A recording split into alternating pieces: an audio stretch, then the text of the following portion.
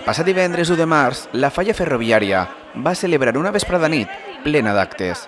començant a les 8 amb la inauguració de l'exposició a la Casa de la Cultura dels 50 anys de la comissió,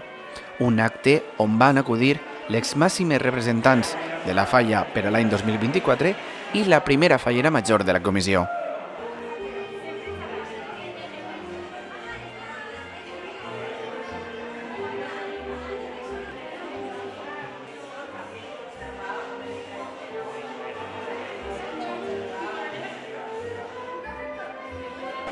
Pues la veritat que, tu saps que després de tot això que s'ha muntat pareix molt senzill,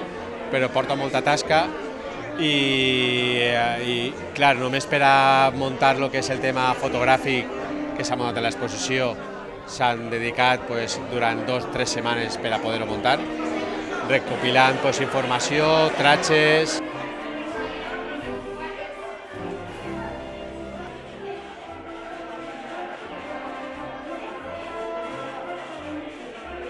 La podreu visitar fins el dia 13 i esperem que vos agrade i vos invitem a que passeu i vegeu realment el recorregut dels 50 anys d'aquesta ferro. Està molt senzilla perquè l'exposició tampoc és un habitacle molt gran, però està molt recopilat tota la informació. Tot seguit, ens van desplaçar fins al Casal per la presentació del llibret explicatiu 2024, que, com sempre, aquesta comissió té una vena solidària. És el 50 aniversari i en primer lloc agrair la presència de la fallera major de Xàtiva, Patricia Gener, de la Cor d'Honor i Acompanyants, i de les nostres falleres majors, Andrea Salma i Sergio, i la Junta Gestora. En primer lloc, volem explicar-vos un poc la portada del llibre, que en aquest cas l'ha dissenyada el nostre faller Sergio Iborra i, a més, ha desenvolupat una gran tasca i ens la pot explicar en persona. Abans que res, donar les gràcies a la falla ferroviària perquè un nou faller s'ha involucrat en una nova comissió que jo coneixia uns quants i donar-vos les gràcies perquè la veritat estar avui així i tenir l'oportunitat d'haver fet el disseny de la portada i la direcció d'art del llibret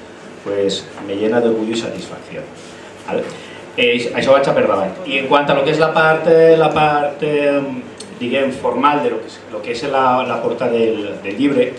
el que vull representar és el pas del temps des que l'any 1974 uns ferroviaris decidissin muntar una falla en Xàtiva, muntat per ferroviaris. Entonces, la figura bàsica que esteu veient és el ferroviari que mira el temps, el pas del temps, i després, poquet a poquet, se va fent gran una fallera amb unes línies molt estilitzades, que és la manera que jo tinc d'entendre la meva art. I després, evidentment, tenia que aparèixer una icona com és un tren, i després una altra fallera que ja ha canviat el que seria l'estètica, perquè ara ja hem entrat en un moment en què les falleres ja van de huertanes i entonces és el que ha volgut traslladar. Al final és el pas del temps des de l'any 1974 fins ara. És un llibre que va al voltant del nostre 50 aniversari, des que conta la nostra història des de 1974 fins a l'actualitat, el 2024. No només en articles que conten els nostres orígens, sinó sobretot fa un recopilatori visual des de l'inici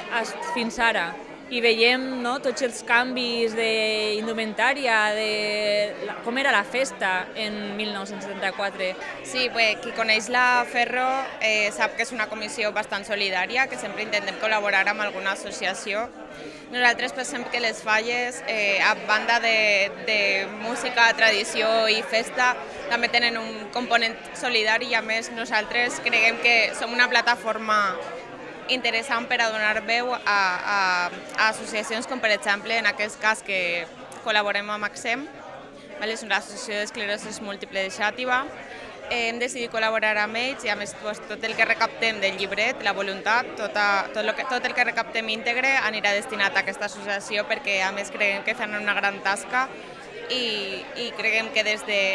d'associacions com les Falles tenim la gran oportunitat de donar-los veu. De la asociación, me acompaña Ramón Villora, que es el presidente, y Mari Carmen Vila, que es la tesorera, y Paco, que es un socio más. En primer lugar, enhorabuena porque cumplís 50 años, nosotros este año cumplimos 20 también, que para nosotros ya es mucho, y sobre todo, pues eso, agradecer que el mundo fallero se acuerde de las entidades sociales, que estamos ahí luchando cada día para mejorar la calidad de vida de las personas que tienen, en nuestro caso, pues esclerosis múltiple, ELA o aquellas patologías que consideran neurodegenerativas. La verdad que llevamos ya 20 años luchando día a día para que se reconozca, se eliminen barreras arquitectónicas. En el mundo fallero hemos colaborado alguna vez pues, con Junta Local Fallera para el tema de premios y demás, la accesibilidad en muchos puestos. Ella, por ejemplo, hoy se había disgustado un poquito porque la sala donde se hacía la exposición del 50 aniversario de la falla no era accesible, o sea, no podían entrar las personas con movilidad reducida. Y bueno, es lo que estamos acostumbrados, nosotros estamos ahí luchando día a día y año tras año, pues eso, para eliminar las barreras arquitectónicas y sobre todo, pues eso, que la gente se dé cuenta que una persona con una patología como esta no simplemente se queda en casa, sino que poco a poco vamos saliendo a la calle y haciéndonos ver y que la gente nos conozca, ayudarles, guiarles y estamos para eso, para ayudar a todo el mundo.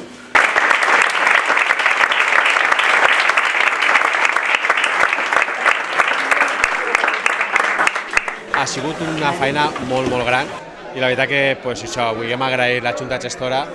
tota la tasca que s'ha fet tant per al llibrer com per a recopilar tota la informació que s'ha fet, perquè la veritat que pues, no sé si porten 4 o 5 mesos per a poder tindre totes les fotografies de totes les persones i les falles, perquè ha sigut molt complicat el poder tindre.